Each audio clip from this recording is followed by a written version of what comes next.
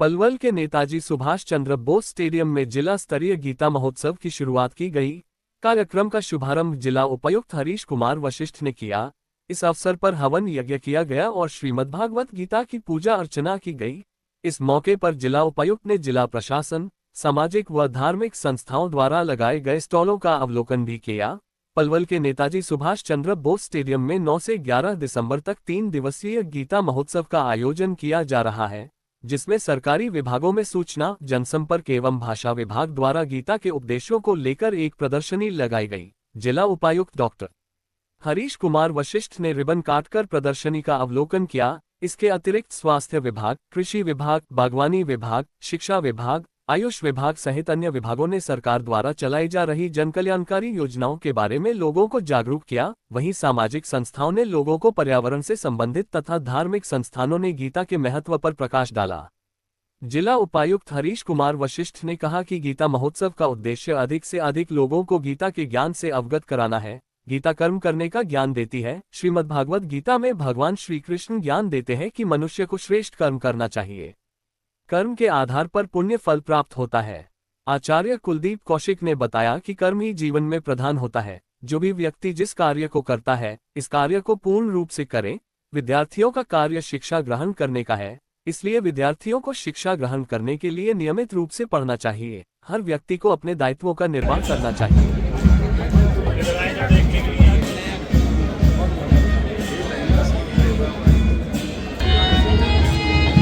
छोटू छोटू छोटू छोटू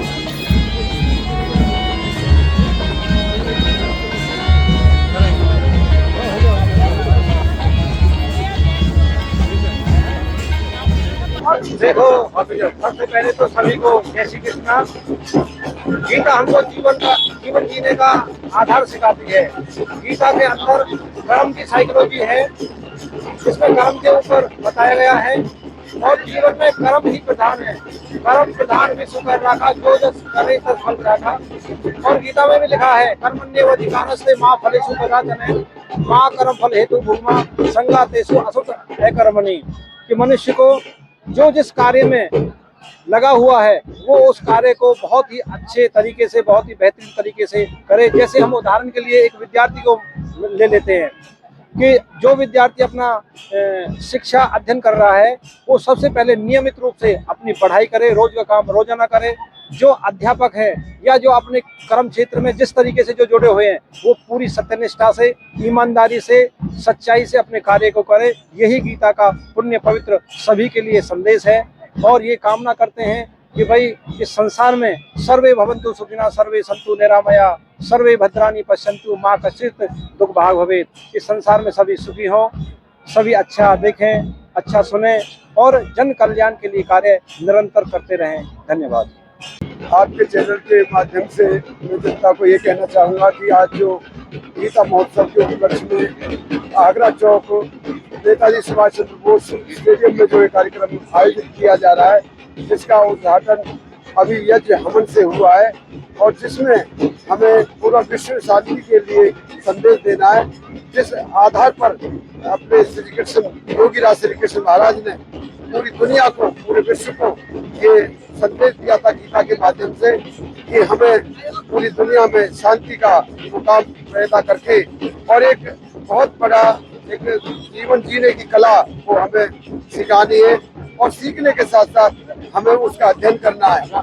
अध्ययन के साथ साथ हमें आध्यात्मिकता की तरफ मोड़ करके और विश्व को एक शांति के रास्ते पर पहुंचाना है, ताकि हमारा पूरी दुनिया में जो हिंदुस्तान है वो पूरे देश का, पूरे विश्व का एक सोने की चिड़िया की तरह गुरु माना जाए और हमारा जो आध्यात्मिक पूरा विश्व में अध्ययन का है वो बचेगा।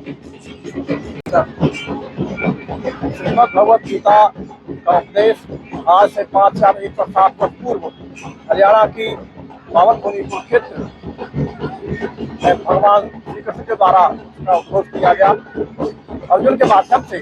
लेकिन यह उपदेश केवल अर्जुन के लिए नहीं बल्कि समस्त मानव जाति के लिए उन्होंने उपदेश दिया। गीता सबके कल्याण की कामना करती है। जीवन जीने की शैली गीता सिखाती है और कोई निराशा, विषाद आदि से मुक्त करा करके व्यक्ति को खून ऊर्जा का संचार करते हुए उसको सन्मार्ग पर सफल करने का मार्ग श्रीमद् भगवत गीता के द्वारा दिखाया जाता है। आज सुबह से ही अंतर्राष्ट्रीय गीता महोत्सव का शुभारंभ पलवल के नेताजी सुभाष चंद्र स्टेडियम में किया गया है। आप देख रहे हैं डिफरेंट डिपार्टमेंट्स ने, सामाजिक संगठनों ने, एनजीओज ने अपने अपने स्टॉल लगाए हैं। लोगों में बहुत ही उत्साह है और हमने सुबह हवन करके इस प्रोग्राम का आरंभ किया है। आने वाले दिनों में आदरणीय खेल युवा मंत्री श्री गौरव गौतम जी, हरेंद्र राम रतन जी व अन्य सभी वरिष्ठ अतिथि भी यहाँ आएंगे। एक बहुत ही शानदार प्रोग्राम रहेगा।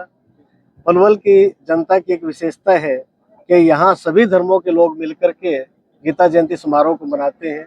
शोभा यात्रा में मुस्लिम संगठन के लोग भी शोभा यात्रा पे फूल बरसा के इसका स्वागत करेंगे और इसी प्रकार गुरुद्वारा साहब के लोग भी लंगर की व्यवस्था कर रहे हैं शोभा यात्रा के लिए।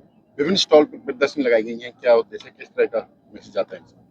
हमने इस गीता महोत्सव के उत्सव पे ये कोशिश की है कि गवर्नमेंट की जो डिफरेंट स्कीम्स हैं उनका डायरेक्ट लोगों को बेनिफिट यहीं दिया जाए।